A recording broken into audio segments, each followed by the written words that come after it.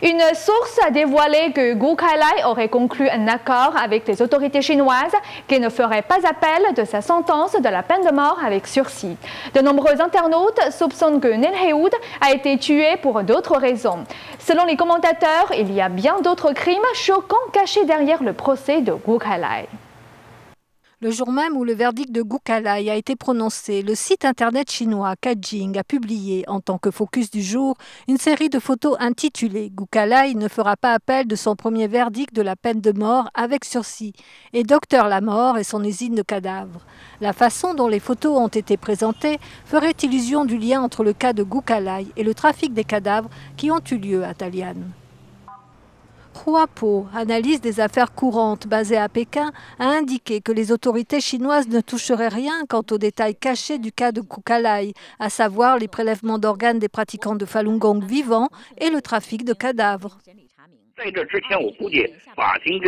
Je crois que le tribunal a conclu un accord avec elle et Zhang Chaojun.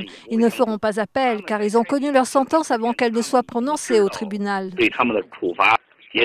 Selon le commentateur politique Lin Chen-chao, un mal terrifiant est caché derrière le sursis de Gu Kailai. Si le PCC relève les crimes de Gu Kailai à propos des prélèvements d'organes sur des pratiquants de Falun Gong et au trafic des cadavres, cela constituera un énorme choc pour la survie du PCC. Le PCC ne peut pas se permettre un tel impact. Il risque déjà un effondrement à tout moment, vu son état instable actuel. Li Tianchao pense que le PCC a condamné Gu Kailai pour un crime pénal dans le cadre d'un accord visant à couvrir la persécution du Falun Gong. Les internautes en Chine continentale disent que la famille Bo a commis un très grand nombre de crimes à l'encontre des vivants et des morts en profitant des cadavres chinois transformés en spécimens et exposés à l'étranger. Les internautes exigent une enquête approfondie sur l'origine des cadavres. Les internautes se sont référés à un message de Kuo Kang Montener qui a écrit « Qui est derrière les usines de cadavres ?» Hae-wood connaissait les dessous de ces usines et a menacé la famille Bo avec ça. C'est l'une des véritables raisons pour lesquelles le couple Bo a assassiné Hae-wood. Bo Xilai a introduit et développé des usines de traitement de cadavres à Dalian. Le projet lui-même est un crime contre l'humanité. Avec l'existence de ces usines en Chine, la persécution menée par Jiang Zemin contre les pratiquants de Falun Gong s'est intensifiée en transformant ces pratiquants et autres dissidents en des spécimens. C'est un crime contre l'humanité, un péché énorme.